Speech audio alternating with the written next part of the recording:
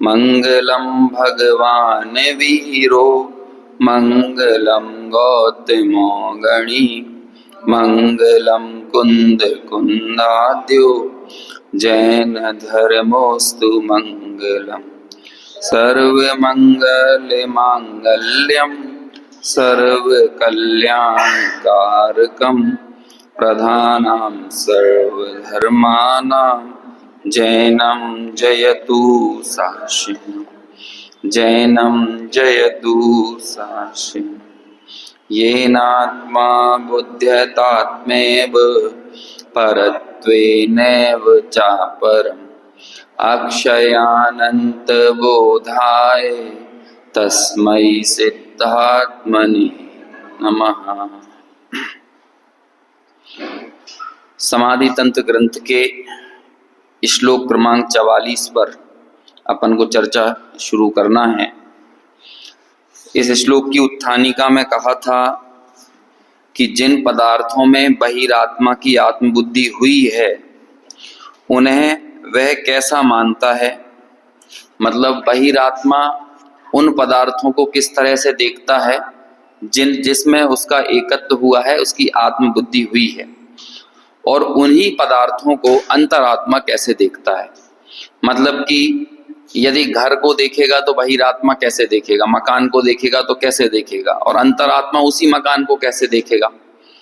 बाल बच्चों को, पत्नी को और घर के सदस्यों को बहिरात्मा कैसे देखेगा, और अंतरात्मा कैसे देखेगा, है ना। तो ये यहाँ पर बता रहे हैं। अब देखने का मतलब ये नहीं है कि कोई पत्नी है तो पत्नी को कोई अंतरात्मा तो कुछ कोई और दूसरी स्त्री मानने लगे और बहिरात्मा उसे पत्नी माने। दोनों ही लोक में तो संबंध पत्नी रूप ही दिखाएंगे, लेकिन भीतर की दृष्टि में क्या फेर होता है ये यहाँ पर इस श्लोक में बताने जा रहे हैं। 88 पेज पर शुरुआत में श्लोक दिया है, दृश्यमानमिदं मूढ़ः त्रिलिंगम अवबुध्यते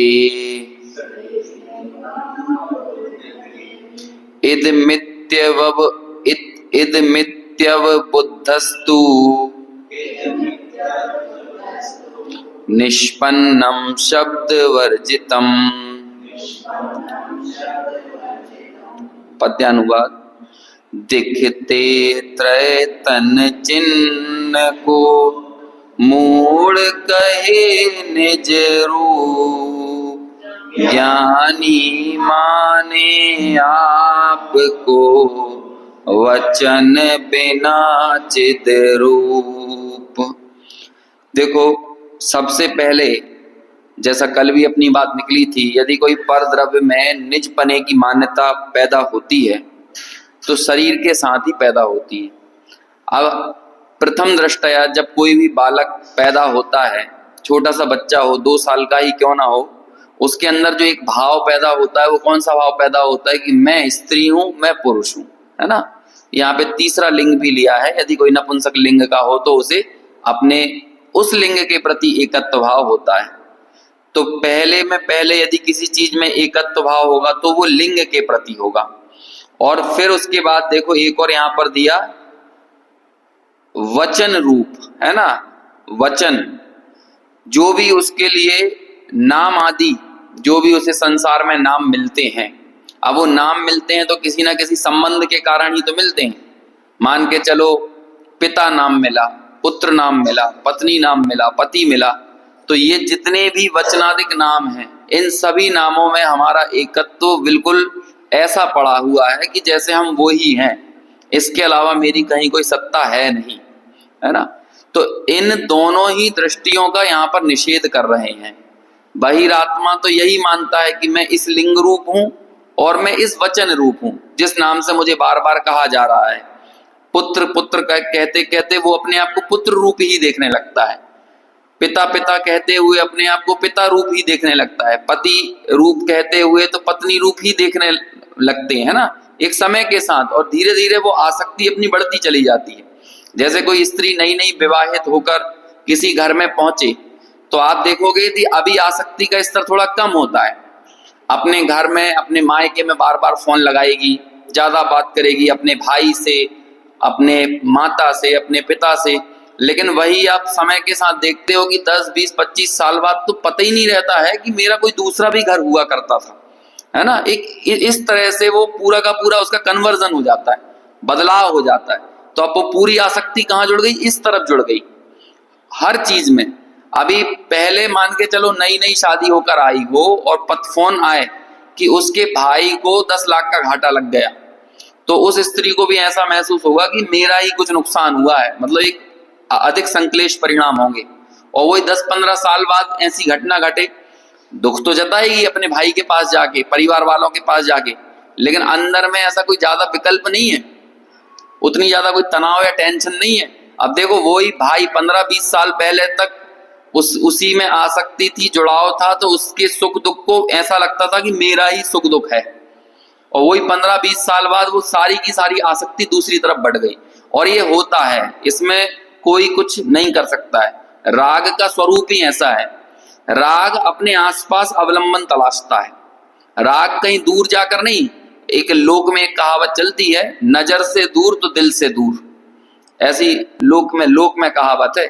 आप किसी व्यक्ति से लंबे समय तक दूर हट जाओ तो आप पाओगे, ये सभी के साथ होता है। जैसे कि किसी स्त्री के 3 बच्चे हों, उनमें से 2 बच्चे यदि कहीं दूर देश में हो और एक बच्चा बिल्कुल नजदीक में साथ में रह रहा हो ना, तो ऑटोमेटिकली एक समय के साथ भले कहने में आएगा कि हाँ हमारे तो तीनों बच्चे एक जैसे हैं, लेकिन बहुत सूक्ष्मता से देखोगे तो जो नजदीकी व्यक्ति है ना, उसके प्रति अटैचमेंट है। भले उसको लड़ भी रही है, उसको सुना भी रही है, डांट रही है, फटकार रही है, और वो 2 बच्चे तो 10-15 दिन 5 दिन के लिए आते हैं तो उनके प्रति अधिक प्रेम प्रदर्शित कर रही है। लेकिन जो सीधा नजदीकी अटैचमेंट यदि किसी के पास है तो वो अपने आसपास के अवलंबन के ही पास होता है। और ऐसा सर्वत्र होता है। कई गांवों में ऐसी प्रथाएं होती हैं और उसके पीछे अंदर का वो आसक्ति भाव ही है कि वो अपने घर की लड़कियों को कहीं दूसरे गांव में विवाह ही नहीं करते। अपने यहाँ भी है, जैन समाज में भी ऐसे कई स्थान है, खासतौर से एक पिड़ावा करके जगह है राजस्थान और मध्य प्रदेश की बॉर्डर पर, वहां पर लड़की को बाहर विवाह ही नहीं करते। वहां की लड़की, अब एक आध दो कोई एक्सेप्शन केस हो तो वो बात अलग है कि कोई की लव मैरिज हो गई तो बाहर चले गए, नहीं तो उनका ऐसा ही है कि वो वहीं शादी करेंगे। उसके पीछे उनके माँ बाप का और उनके पूर्वजों का सबका दिमाग में यही धारणा है कि भैया नजदीक में रहेंगे तो अपने प्रति प्रेम रहेगा, आसक्ति रहेगी। तो नजदीकी चीज के प्रति ही राग अपना अवलंबन तलाशता है। मैं ये बताना चाहता हूं। अब हमारे आसपास में बाकी चीजें तो दूर दूर होती रहती हैं, कभी दूर कभी पास, कभी पास दूर, ऐसा होता रहता है। कभी हमारा कोई पुत्र दूर है, कभी कोई पुत्र पास है, कभी पति दूर है, कभी पति नजदीक है, कभी माता पास है, माता दूर है, ये होता रहेगा। लेकिन कभी पूरे जीवन काल में हमारे शरीर के साथ ऐसा होता है कि ये दूर है, कभी भी होता है? नहीं होगा। तो पहले में पहले आसक्ति यदि जुड़ेगी तो किस चीज से जुड़ेगी? शरीर से जुड़ेगी। और इसीलिए हम देखना बचपन से लेकर मृत्यु तक शरीर की केयर करने के तरीके बदलते रहते हैं। जैसे कि आप जब 20 साल से 40 साल के बीच में रहोगे तो शरीर को सजाने के प्रति आपका की कॉन्शियसनेस होगी। कॉन्शियसनेस मतलब सचेत रहेंगे हम इसे सजाने के लिए, सुंदर कैसे दिखे, कौन सा सौंदर्य प्रसाधन यूज करें। और 40 साल के बाद स्वस्थ कैसे रहे, तो हमारी कॉन्शियसनेस किस में चली गई? उसी शरीर को स्वस्थ रखने में। जैसे कि आप 25 साल के लड़के को देखोगे तो वो मोबाइल पे वो चीजें तलाशेंगी कि बालों का रंग कैसे निखरे, है ना, चेहरे का रंग कैसे निखरे। इस तरह से आजकल तो हर चीज को चमकाने के तरीके चलते हैं कि ये नेल रहते हैं ना, जो ये भी चमकदार होना चाहिए, शाइनिंग होना चाहिए इनमें। तो अब वो पता नहीं नेल्स को कौन देखता है, लेकिन नेल्स के प्रति भी बहुत कॉन्शियसनेस होती है ना। ऐसी हर चीज में, होंठों का, नाक का, सब चीजों के प्रति इतनी कॉन्शियसनेस है। ये फिल्म स्टार वगैरह तो एक जीवन में ना जाने कितनी बार सर्जरी करा लेते हैं, नाक की सर्जरी, थोड़ी की सर्जरी, इसकी सर्जरी करा लेंगे शेप बदलने के लिए। तो ये सब चलता रहेगा। अब 40 साल बाद के लोग किस चीज को देखेंगे? स्वस्थ रहने के लिए, कि भाई उनके पेट में यदि कोई तकलीफ होती है, पेट साफ नहीं होता है तो उसके लिए क्या उपाय करना चाहिए, सर में दर्द होता है तो क्या उपाय करना चाहिए, कमर में दर्द रहता है तो क्या उपाय करना चाहिए, है ना, कहीं और दूसरी कोई समस्याएं हो रही हैं तो उसको सही करने के लिए क्या उपाय होना चाहिए? कुल मिलाकर चीजें बदली आपने, लेकिन आपका अवलंबन जो है वो दे ही रहा है। राग कभी भी अपने उस अवलंबन से दूर नहीं हटता है जो उसके सबसे नजदीक में होता है। तो ऐसा नजदीकी, सबसे नजदीक कौन सी चीज है? देह है। अब उस देह में पहला आसक्ति भाव यदि पैदा होगा तो किस चीज के लिए होगा? यहां वो बता रहे हैं कि लिंग के प्रति आसक्ति भाव पैदा होता है कि मैं कौन से लिंग वाला हूं, और आप जिस लिंग वाले हो आपको वो ही, उससे ही रिलेटेड आपको आपकी पर्याय के स्वभाव अनुसार चीजें पसंद आएंगी। 4 साल का बच्चा हो और 4 साल की बेटी हो, बेटा हो बेटी हो, बेटे को खिलौने में चाहिए स्पाइडरमैन वगैरह, है ना, और बिटिया हो तो उसको चाहिए बारबी डॉल। क्या होगा? ये आपके लिंग से अटैचमेंट हुआ ना, तो उसी के हिसाब से तो उन्होंने अपने खिलौनों को चयन किया है ना। बेटे को ऑटोमेटिकली क्या पसंद आएंगे खिलौने में? कि बाइक पसंद आएगी, कार पसंद आएगी, और लड़की होगी तो उसे किचन सेट पसंद आएगा। तो ये क्या होता है? ये पर्याय के स्वभाव के अनुसार ही तो हो रहा है। तो पहले में पहला अटैचमेंट यदि किसी में है तो लिंग में है, उस लिंग का निषेध कर रहे हैं कि आपको आपके आसपास दिखने वाले लिंग के प्रति आसक्ति। अब आप सोचो कितने दुर्भाग्य की बात है, और हम सब के लिए बड़ी विडंबनापूर्ण स्थिति है कि जो 4 साल का बालक जिस एकत्व बुद्धि से ग्रसित रहता है, हम मरते समय भी उसी एकत्व बुद्धि के साथ मर जाते हैं 80 साल की उम्र में। तो हमारे जीवन भर में हमने क्या पाया? 4 साल का बच्चा जो खिलौने संग्रह कर रहा था, हमने 40 साल की उम्र में भी वही संग्रह किया अपनी पर्याय के स्वभाव के अनुसार, है ना। जैसे कोई पुरुष हो, 45 साल का पुरुष है और 45 साल की महिला है, तो महिलाओं को ये टेंशन रहेगी कि भैया घर में क्या कहते हैं, गेहूं खत्म हो गया, शक्कर खत्म हो गई, ज्वार खत्म हो गया, ये चीजें जोड़ लो। कहीं मेले वगैरह में जाओ ना तो महिलाओं को ऑटोमेटिक दिख जाती है पापड़ कहाँ मिल रहे हैं, है ना, तो ऑटोमेटिक उन्हें दिख जाएगा पापड़ लेने की चीजें, बेलना दिख जाएगा, किचन का कोई आइटम दिख जाएगा, पटा दिख जाएगा ऑटोमेटिक। पुरुषों की नजर ही नहीं पड़ेगी उस पर, और पुरुषों को ऑटोमेटिक क्या दिखेगा कि कहीं कोई अच्छी गाड़ी जा रही हो तो वो दिख जाएगी, कहीं कोई और चीज होगा तो वो, बिल्कुल ऐसी तन्मयता रहेगी। 4 पुरुष आपस में मिलकर बात करेंगे तो क्या बात करेंगे कि कहाँ प्रॉपर्टी खरीदी जाए, कहाँ पे कौन से शेयर मार्केट में इन्वेस्ट किया जाए, है ना, कौन सी जगह, मतलब जो भी है इकोनॉमिक चीजें, फाइनेंशियल चीजों पर ज्यादा डिस्कशन चलेगा। वहीं दूसरी तरफ महिलाओं का आपस में डिस्कशन किस चीज पे होगा? 4 महिलाओं की बातें सुनो। मतलब कभी कभी अपन को ये भी करना चाहिए, जैसे 4, 6, 8 महिलाएं हैं और महिलाओं के बीच में गैदरिंग है, तो आप ज्ञाता दृष्टा रह के बातें सुनो बस, कि आपको बस यही करना है कि आप ऐसे 4, 6 पुरुष बैठे हैं तो आपको एक काम करना है कि आपको सिर्फ सुनना है, ज्ञाता दृष्टा रहना है, और उन बातों का उसे बोलते हैं अपने तुकतान, है ना। उनका तुकतान क्या है? अल्टीमेटली कोई तुकतान नहीं निकलता है। जितनी हम जीवन में मंत्रणाएं करते हैं, उन मंत्रणाओं से कुछ अर्जित नहीं होता है। जैसे लोगों ने क्या, अरे वहां की जमीन महंगी हो गई है, वहां कलेक्टर गाइडलाइन में रेट बढ़ गए हैं, या हो गया वो है। जब आप अंत में निष्कर्ष पाओगे तो कोई को ना कहीं की जमीन खरीदना है, ना कहीं का कोई पैसा इन्वेस्ट करना है, ना कहीं का कोई फायदा होना है, ना कुछ नुकसान होना है। बस आपने घंटा 2 घंटा बातें की, बातों का जमा खर्च कहते हैं जैसे, बातों का जमा खर्च पूरा किया और बस अपनी अपनी दिशाओं में निकल गए। और एक कल्पना लोक में क्या कहते हैं, अपने दिमाग में सब चीजें होते हैं, बहुत सारी चीजें, ऑक्सीटोसिन, डोपामीन और पता नहीं कौन कौन से वो चीजें होती हैं। तो आपको आपके वो जो भी कहना चाहिए वो उत्सर्जित हुआ केमिकल, तो आपको एक कल्पना में सुख का एहसास होता है कि मेरे को ऐसा लगा कि हाँ भाई हमने 2 घंटा बात की तो आज तो बहुत आनंद आया। जबकि आप पाओ उसमें क्या आनंद था, क्या रिजल्ट निकला? 2 घंटे जीवन के बहुमूल्य, जीवन का जो समय था वो बर्बाद कर दिया। यही होगा। देखो जब आप ये चीजें सुनोगे ना और आपको वाकई में आत्मा की कद्र ना हो, और सुनते सुनते सिर्फ सुनने का ही काम हो, वाकई में उसकी वैल्यू ना हो, मैं कौन सा तत्व हूं इस चीज की वैल्यू ना हो ना, तो आपको ऐसा लगेगा कि हमारे जीवन को नीरस बनाने का काम किया जा रहा है। बड़े पंडित जी साहब जब ये अरस अरूपम गंधम वाली गाथा पे व्याख्यान करते थे रविंद्र जी, तो बोलते थे कि मैं अरस हूं। ये बात तब समझ में आएगी जब आपको ये समझ में आए कि मैं सरस हूं, है ना।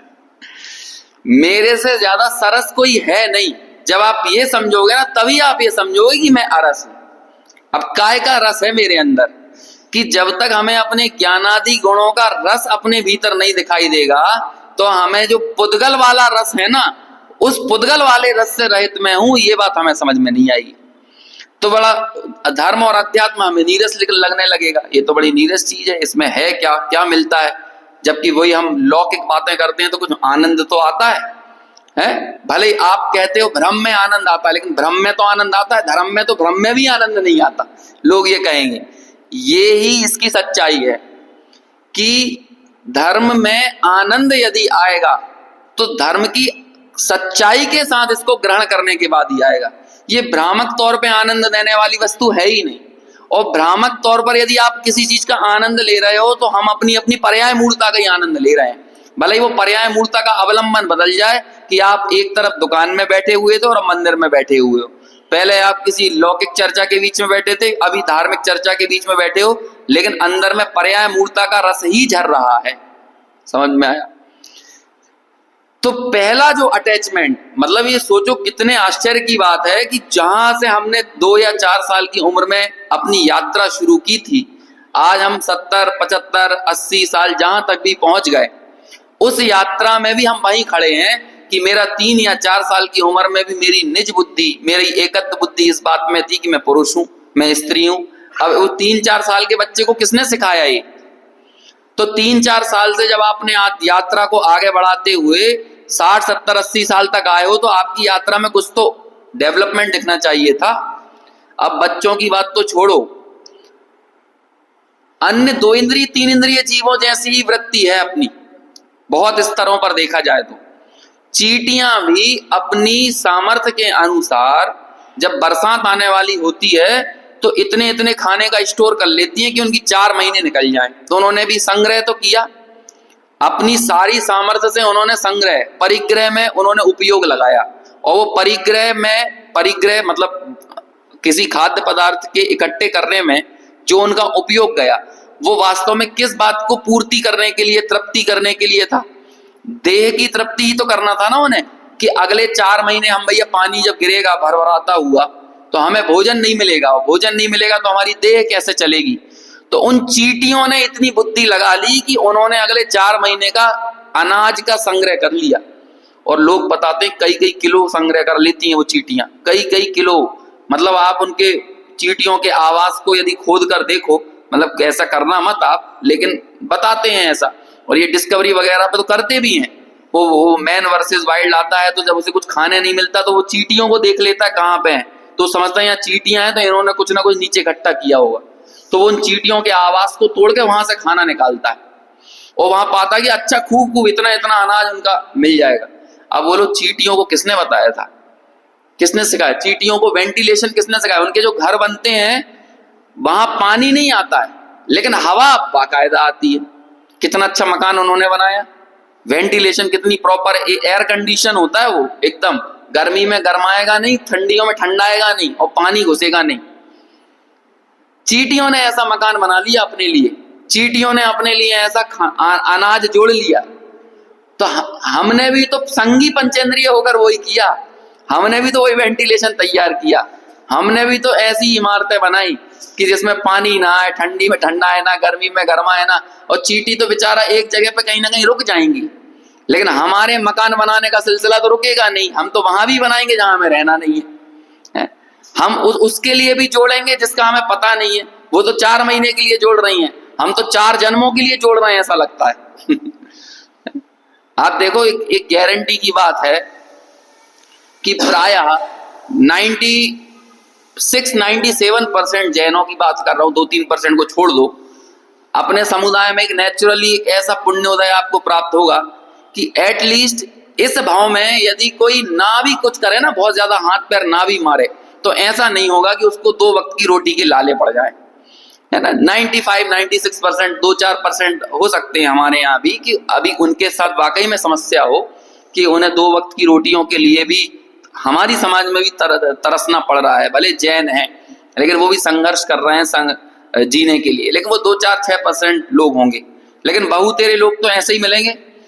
लेकिन इसके बावजूद भी पता नहीं किस दिशा में हमारे एफर्ट कंटिन्यूअस चल रहे हैं, लगातार हम किस दिशा में प्रयास करते जा रहे हैं कि जहां से कौन सी दुनिया के लिए हमको जोड़ना है, कौन सी दुनिया है ना, मतलब ऐसी कौन सी दुनिया हमने एक कल्पना लोक में सजा रखी है कि जहां हमें लगता है कि हमें उस दुनिया के लिए संग्रह करना है, और उस संग्रह में इतने तन्मय हैं कि जो मेरी वास्तव में सत्ता है उस सत्ता से अपरिचित के अपरिचित रह जाती हैं जिंदगी के आखिर तक।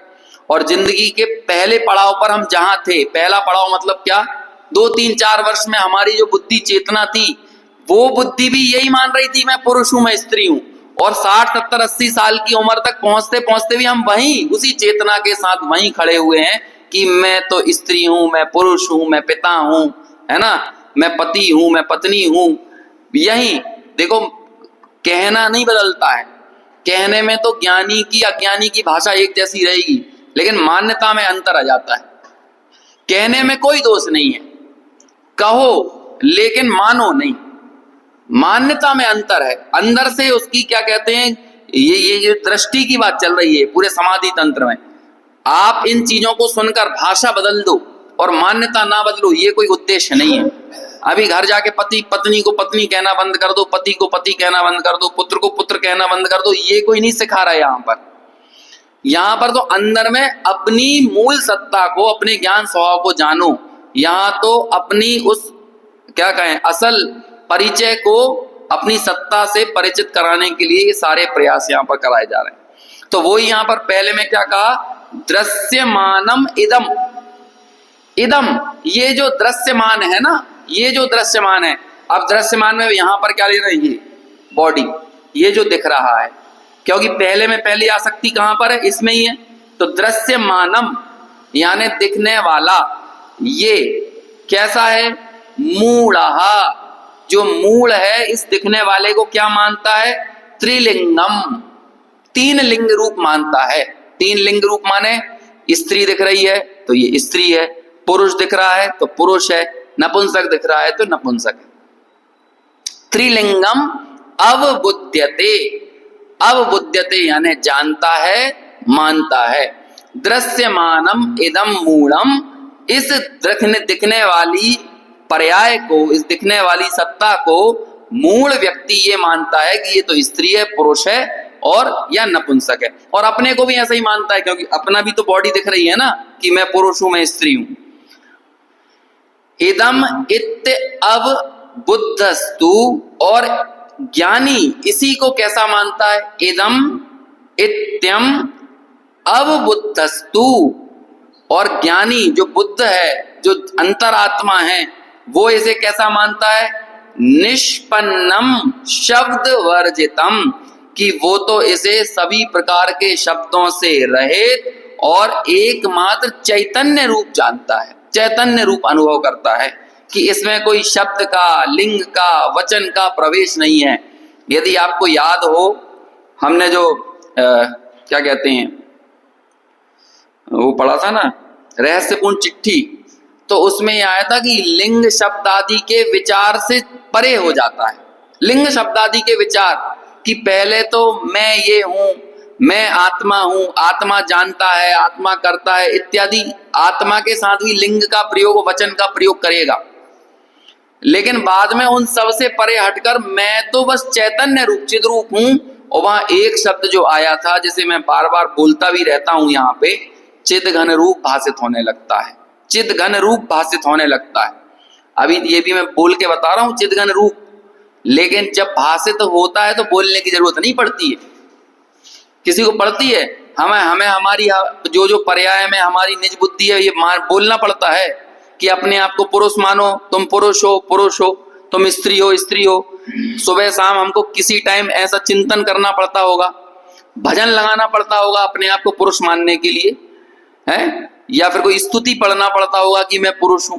नहीं, ये पर्याय में अहम बुद्धि इतनी साइलेंटली निरंतर पड़ी हुई है कि हमें कोई सोचने की, विचारने की, किसी से कहलवाने की कोई जरूरत नहीं पड़ती है। ऐसे ही मैं चैतन्य हूं, अब मैं चैतन्य हूं, ये मैं भी बोल रहा हूं ये, लेकिन जैसे जो मानता है ना, तो उसे इन शब्दों से भी परे उठ गया है, वचनों से ऊपर निकल गया है, वचनातीत। ऐसे वैसी ही अहम बुद्धि अपनी ज्ञायक भाव में, अपने ज्ञान स्वभाव में ज्ञानी के आ जाती है। तो ऐसा वो ज्ञानी अपने आप को वचनादि से रहित चिद्रूप अनुभव करता है। निष्पन्न, किससे निष्पन्न है? कि मैं अनादि से, अनादि संसिद्ध, अनादि अनंत, अनादि से सिद्ध हूं, ऐसी अपने प्रति एक निज बुद्धि ज्ञानी के हृदय में आती है। देखो अन्वयार्थ और टीका पढ़ते हैं। अज्ञानी बहिरात्मा इस दिखाई देने वाले शरीर को स्त्री पुरुष नपुंसक के भेद से यह आत्म तत्व त्रिलिंग रूप है ऐसा मानता है, किंतु अब बुद्ध यानी जो अंतरात्मा आत्मज्ञानी है, इदम वह इसे कैसे मानता है? यह तो आत्म तत्व कैसा है? त्रिलिंग रूप नहीं है, तो फिर कैसा है? निष्पन्नम, अनादि संसिद्ध तथा शब्द वर्जितम यानी नामादिक विकल्पों से रहित है, ऐसा समझता है।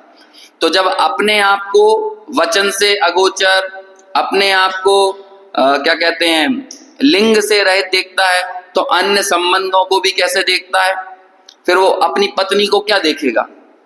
पत्नी देखेगा कि आत्मा देखेगा? उसे भी त्रिलिंग रूप देखेगा। अंदर में इतना देखो, जो प्रभावना नाम का एक अंग होता है ना, बिना भावना के प्रभावना का कोई महत्व नहीं है। तो ये जो प्रभावना, प्रकृष्ट भावना, जो भावना शब्द है ना, वो भावना वास्तव में सब अंगों में समाई हुई है। वात्सल्य भी बिना भावना के नहीं होता है, और भावना पराधीन क्रिया नहीं है, भावना स्वाधीन निज की क्रिया होती है। मैं आपका की कोई मदद कर दूं, मैं आपको कुछ खाने दे दूं, पीने दे दूं, खेलने दे दूं, है ना, कपड़े लत्ते दे दूं, धन संपत्ति दे दूं, कोई भी चीज दे दूं, चाहे वो धार्मिक वस्तु हो चाहे लौकिक वस्तु हो, लेकिन इसमें ये एक पराधीन क्रिया है। लेकिन मैं आपके प्रति कुछ भावना भाऊं, इसमें मेरे को क्या चाहिए? मेरे भीतर आपके लिए कोई भावना है, तो क्या है उसके लिए? ये तो भावना मेरी अपनी है, इस पे तो किसी दूसरे का आधिपत्य नहीं चल सकता ना, ये तो अपने स्वयं की है। ऐसे ही जगत के किसी जीव के कल्याण की भावना हम तब तक नहीं भा सकते जब तक हमें अपना कल्याण नजर ना आ जाए। हम अपने आप को आत्मा देखे बगैर, आत्म भावना के बगैर हम अन्य के प्रति आत्मा होने की भावना नहीं भा सकते हैं। आज हम और आप में एक बहुत बड़ा प्रश्न चलता है।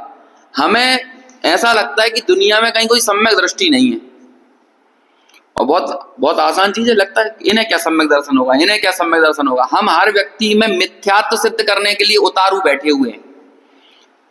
बड़े से बड़े ज्ञानी हमारे सामने ले आओ, हम उसकी छलनी कर देंगे। अरे वे कैसे ज्ञानी हो सकते हैं, वो तो मिथ्या दृष्टि है, बिल्कुल बैठे हैं।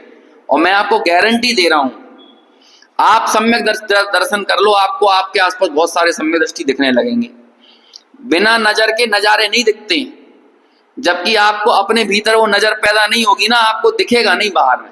जैसे ऑटोमेटिकली, मैंने शायद एक बार उदाहरण बताया भाई था, कुछ उदाहरणों से आपकी मानसिक स्थिति जो होती है, आप अपने आसपास वही चीजें देखते हो, नेचुरल है ये। आप कहीं बाहर घूमने जाओगे, आपको वेज रेस्टोरेंट दिख जाते हैं, और जो नॉन वेजिटेरियन आदमी होगा वो नॉन वेज रेस्टोरेंट देखता है। कैसे दिख रहा है? आपको आपके मन की चीजें क्यों दिख रही हैं? महिलाओं को उनकी पर्याय के स्वभाव के अनुसार चीजें क्यों दिख जाती हैं? पुरुषों को उनके पर्याय के स्वभाव के हिसाब की चीजें क्यों? जो आपके मन में चल रहा है वो दिख जाता है। मैंने शायद एक बार बताया था ना यहाँ पे कि बचपन कॉलेज टाइम में पढ़ते थे तो घर में सिलेंडर खत्म हो गया है ना, और वो कर्फ्यू लगा हुआ था उस दिन। कर्फ्यू मतलब वो धारा 144, वो इसका फैसला आना था अयोध्या के राम मंदिर का 2010 में पहली बार, जब कोई डिसीजन हुआ नहीं था। 2010 की बात है, 10 या 9 की बात होगी। तो उसी दिन सिलेंडर खत्म हो गया, और कमाल की बात थी, रोड पे मुझे सिर्फ वही लोग दिखते थे जो सिलेंडर लेके घूम रहे थे वही लोग जिनके सिलेंडर, मुझे लगा कि ये सब लोगों के सिलेंडर क्या आधे ही खाली होना थे मतलब अभी क्यों दिख रहा है? आपकी जो मना स्थिति होती है, आपको आपके आसपास वही चीजें दिखती हैं। ये विक्षिप्त वाले प्रकरण में ये चर्चा चली थी। विक्षिप्त जो आपके यहाँ पर क्षिप्त है, आपको सब तरफ वही वही दिखेगा, है ना। आपके दिमाग में सोना चल रहा है तो आपको सोने के घटते और बढ़ते भाव रोज परेशान करेंगे, लेकिन आपके हृदय में यदि सोना नहीं होगा ना, तो आपको क्या लेना देना कि सोना का रेट बढ़ रहा है कि सोने का रेट घट रहा है, आपको उससे क्या फर्क पड़ेगा। ऐसे ये चीज सब जगह लागू होती है। एक बार अपने भीतर धर्म का प्रस्फुरण करके देखिए, रत्नत्रय को प्रस्फुरित करके देखिए, आपको आपके आसपास वही लोग दिखेंगे। लोग बात कहते हैं आजकल तो स्वाध्याय करने वाले नहीं है, बचे ही नहीं है, स्वाध्याय पता नहीं कहाँ हो रहा है। जबकि मुझे तो अपने चारों तरफ वही लोग दिख रहे हैं जो स्वाध्याय करते हैं। मुझे और कोई दिखते ही नहीं है सब तरफ। क्यों? क्योंकि आपको वही लोग दिख रहे हैं ना। मुझे यहाँ वही 15-20 लोग दिखेंगे, मैं शाम को बैठूंगा तो वहां मुझे 15-20 लोग दिखेंगे, है ना। तो मेरे सामने कौन लोग दिखेंगे? मुझे वही लोग दिखेंगे जो स्वाध्याय करने वाले, सुनने वाले। आप फिल्म देखने के शौकीन हो तो आपको फिल्म देखने वाले, पसंद करने वाले लोग मिलेंगे, आपको वही गैदरिंग बन जाएगी सब तरफ। जिसे खाने पीने का पसंद है ऑटोमेटिकली उसे वही लोग दिखेंगे, जो खाने पीने के लिए फूडी होते हैं जिसे कहते हैं, वही तरह के लोग दिखेंगे। ये नेचुरल है। ऐसे ही आप एक बार रत्नत्रय प्रकट करके देखो, आपको इस दुनिया में आपको सम्यक दृष्टि नजर आने लगेंगे कि देखो कितने लोगों का सम्यक दर्शन है, कितने लोगों को सम्यक दर्शन है। ये कोई वो दुर्लभ चीज नहीं है। बिना अपने भीतर वो अंतः भावना प्रकट किए आप बाहर में नहीं देख सकते हो। ये शुरुआत यहां से होगी। अपने को सिद्ध देखोगे ना तब दुनिया में लोग सिद्ध नजर आएंगे, नहीं तो कोई सिद्धि नहीं दिखेगा। कहां से दिख जाएगा? समय सार का जन्म हुआ यहां से। समय सार किसको सुनने का पात्र कौन है? समय सार समझने का पात्र कौन है? ये पहली गाथा की टीका में अमृत चंद्राचार्य ने लिख दिया कि अपने अंदर, अपने आत्मा में और पर के आत्मा में सिद्धों की स्थापना करके फिर वो समय सार शुरू होता है। और ऐसे सब सिद्धों के लिए आचार्य देव लिखते हैं पंडित सब्ब सिद्धे। सब्ब में वो आता है, सब्ब का मतलब वो नहीं होता वो सिर ऊपर बैठे हुए हैं। गुरुदेव श्री जब मंगलाचरण करते थे, सभी ने सुना होगा, तो क्या बोलते थे वो? नमो सब्ब अरिहंताणम, है ना, नमो सब्ब सिद्धाणम, नमो सब्ब आयरियाणम, नमो सब्ब उज्जायाणम, नमो सब्ब लोए सब्ब, नमो लोए सब्ब साउड़म। लोए सब्ब सब में लगाया, नमो लोए सब्ब अरिहंताणम, नमो लोए सब्ब। अब लोए सब्ब अरिहंताणम में बताओ कौन कौन आ गया? नमो लोए सब्ब सिद्धाणम में कौन कौन आ गया? मतलब भीतर से एक ऐसा भाव था, मतलब ये कोई उनको स्पेशल दिखाने की वृत्ति नहीं थी। लेकिन जब समय सार जब समझ में आया ना तो लगा बंदित तो सब सिद्ध, सब सिद्ध, सब सिद्ध मतलब सब सिद्ध जितने बैठे हैं। अब वो यही बात नियम सार की 47 या 48वीं गाथा में आती है कि जैसे भवलीन संसारी हैं वैसे ही सिद्ध है। सिद्ध कोई अलग थोड़ी है। भवलीन, भवलीन मतलब जो भाव में लीन है उसे बोलते हैं भवलीन। जो अपने आप को पर्याय रूप मान रहा है वो भी सिद्ध है। समझ में आया? जो व्यक्ति ये नहीं जानता कि ब्लड का सर्कुलेशन बॉडी के अंदर कैसे चलता है और एक डॉक्टर ये जानता है कि ब्लड का सर्कुलेशन बॉडी में कैसे चलता है, बोलो दोनों की बॉडी में ब्लड का सर्कुलेशन में क्या फर्क पड़ेगा? दिल की धड़कन में क्या फर्क पड़ेगा? एक व्यक्ति जान रहा है कि नब्ज ऐसे चलती है, धड़कन, दिल ऐसे चलता है, ब्लड का सर्कुलेशन ऐसे होता है, और एक नहीं जानता। उन दोनों में क्या फर्क पड़ रहा है? ऐसे ही एक व्यक्ति अपने सिद्धत्व को नहीं जान रहा और एक जान गए हैं, लेकिन दोनों में सिद्धत्व में क्या अंतर पड़ेगा? हैं तो दोनों ही सिद्ध। और ऐसे दोनों के लिए बोला बंदित्व शब्द सिद्धि। अब बोलो आपको दिख नहीं सकता, आपको आपके घर में गाड़ी चलाने वाला ड्राइवर सिद्ध दिख जाए है ना, ये पॉसिबल नहीं है। और यदि वो सिद्ध दिख जाएगा तो आप दुर्व्यवहार नहीं कर पाओगे। अब करके बताओ, चरणानुयोग साधने जाना पड़ेगा अलग से कि द्रव्यानुयोग की दृष्टि आ गई तो चरणानुयोग पलने लगा और ये भावना अपने आप प्रकट हो जाती है। इसमें क्या करना पड़ा? कारुण्य भावना, मैत्री भावना, प्रमोद भावना, माध्यस्थ भावना, ये सब पैदा हो गई। अनुकंपा, संवेग, आस्तिक्य, है ना, प्रशम, संवेग, अनुकंपा, आस्तिक्य प्रकट हो गए। एक सम्यक दर्शन ये सारा का सारा जीवन बदल देता है। और बिना देखे बिना जाने आप नहीं देख पाओगे किसी को। तो इसलिए अपने में सिद्धत्व की स्थापना करना ये इतनी बड़ी चीज है। ज्ञान स्वभाव के अवलंबन से ये कार्य होता है, जानन पने के अवलंबन से। ऐसा ज्ञान स्वभाव से यहाँ बोल रहे हैं कि जो अपने उस सिद्धत्व को, अपने द्रव्य स्वभाव को नहीं जानता, वो अपने आप को लिंग वचन रूप मानेगा, अपने को भी मानेगा और दूसरों को भी मानेगा। और जब अपने स्वभाव को जान लेगा तो ना अपने को लिंग वचन से देखेगा ना दूसरों को लिंग वचन से देखेगा, है ना। देखो आगे पढ़ते हैं इसकी टीका। दृश्यमान देखने में आते हुए शरीर आदि को कैसे शरीरादिक को? कि त्रिलिंग रूप शरीरादिक को, अर्थात स्त्री, पुरुष, नपुंसक, ये 3 लिंग जिसके हैं, वैसे त्रिलिंग स्वरूप दिखते शरीरादिक को, 3 लिंग रूप दिखने वाले शरीरादिक को मूढ़ बहिरात्मा दृश्यमान शरीरादिक के साथ, मतलब दिखने वाले इन शरीरादिक के साथ अभेद रूप, एक रूप की मान्यता के कारण इस आत्म तत्व को त्रिलिंग रूप मानता है, एक रूप मानता है। जिस भी पर्याय के साथ वो पैदा हुआ उसे उस पर्याय का इतना गहरा अहम बना हुआ है कि मैं इसके अलावा कुछ हूं ही नहीं, मैं अपने इस स्त्रीत्व स्वभाव के अलावा कुछ हो ही नहीं सकता है, मैं पुरुष, ये जो पुरुष पर्याय मिली इसके अलावा मैं कुछ हूं ही नहीं। ऐसी नितांत गहरी गाढ़ जिसको बोलते हैं, ऐसी एकत्व बुद्धि पड़ी रहती है।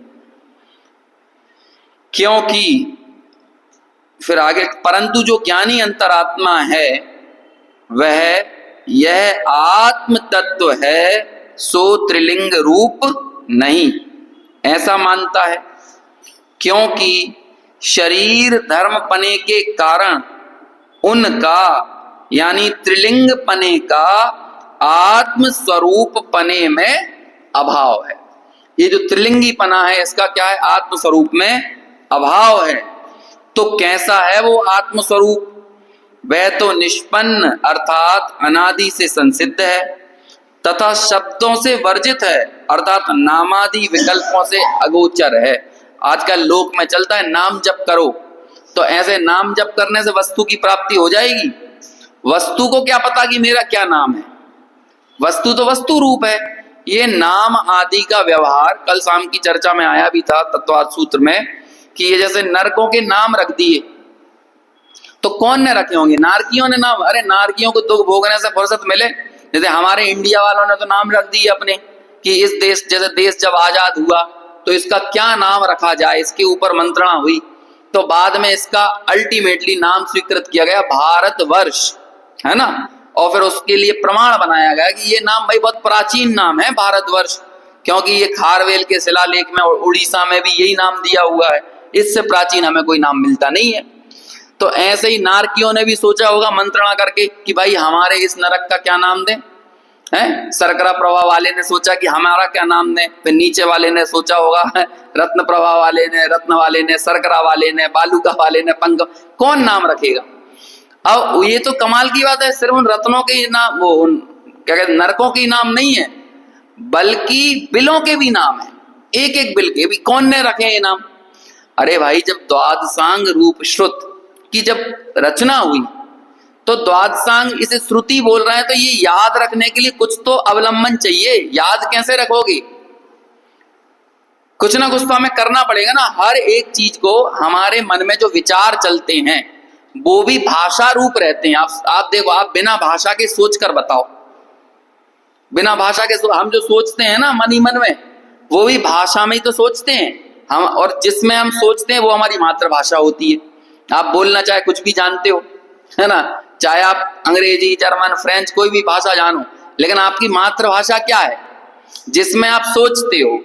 जैसे कि गुजराती लोग हिंदी में बोलेंगे लेकिन वो सोचेंगे गुजराती में ही, है ना। जो जहां का होगा, तमिल आदमी आपके सामने हिंदी में बात करने लगेगा लेकिन वो सोचेगा काय में?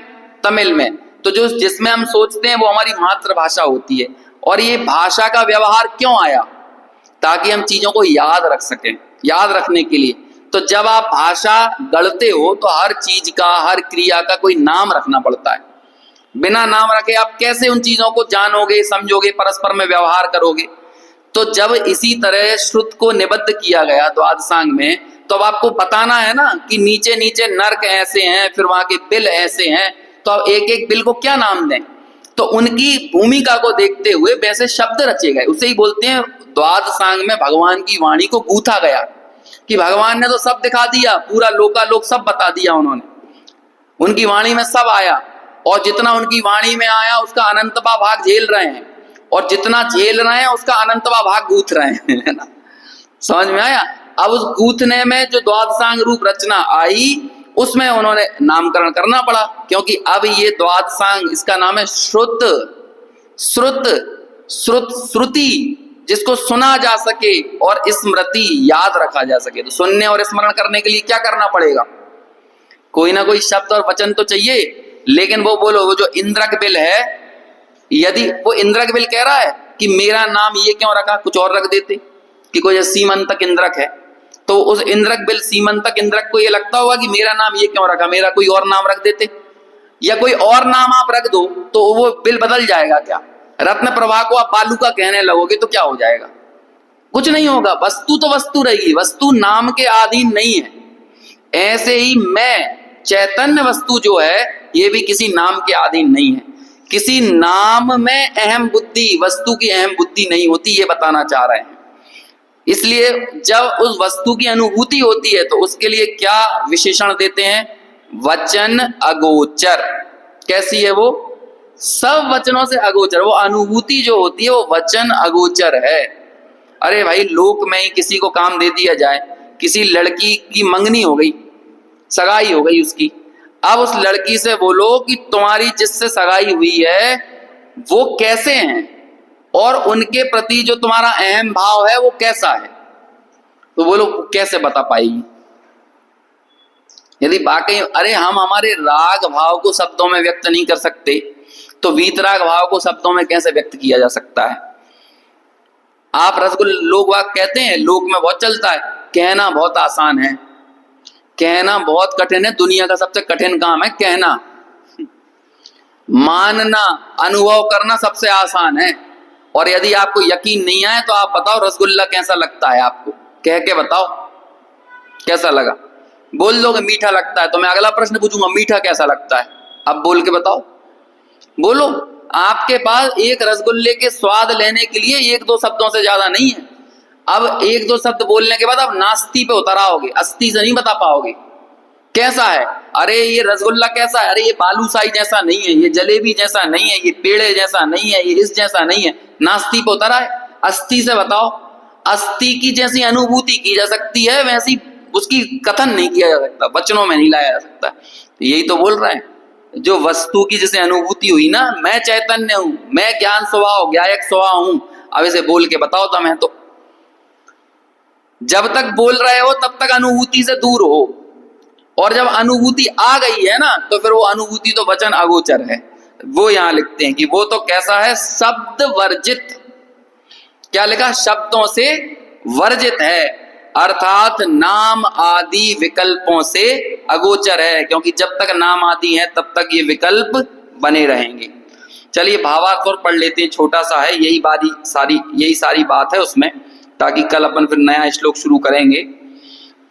बहिरात्मा को शरीर आदि के साथ एकता बुद्धि, अभेद बुद्धि होने से स्त्री पुरुष नपुंसक इन त्रिलिंग रूप शरीर जो दृष्टिगोचर है उसको आत्मा मानता है, परंतु अंतरात्मा ये मानता है कि आत्मा तो अनादि से संसिद्ध तथा नाम आदि विकल्पों से रहित है। स्त्री पुरुष आदि त्रिलिंग ये शरीर के धर्म हैं, अर्थात पौद्गलिक हैं, वे आत्म स्वरूप में नहीं हैं। अज्ञानी जीव को शरीर से भिन्न आत्म तत्व की प्रतीति नहीं है। वह स्त्री पुरुष नपुंसक त्रिलिंगात्मक दृश्यमान शरीर को ही आत्मा मानता है। सम्यक दृष्टि को वस्तु स्वरूप का ज्ञान है और शरीर से भिन्न चैतन्य रूप आत्म तत्व की प्रतीति है। इससे वह अपने आत्मा को तद्रूप ही अनुभवता है, परंतु उसको त्रिलिंग रूप नहीं अनुभवता, वह तो उसको अनादि सिद्ध और निर्विकल्प समझता है। इस प्रकार ज्ञानी और अज्ञानी को शरीर संबंधी मान्यता एक दूसरे से विपरीत है। इस तरह अपना ये श्लोक पूरा हुआ। कल अपन अगले श्लोक की चर्चा करेंगे, फिर लगभग एक हफ्ते का गैप रहेगा कल के बाद, लेकिन कल तो स्वाध्याय होगा।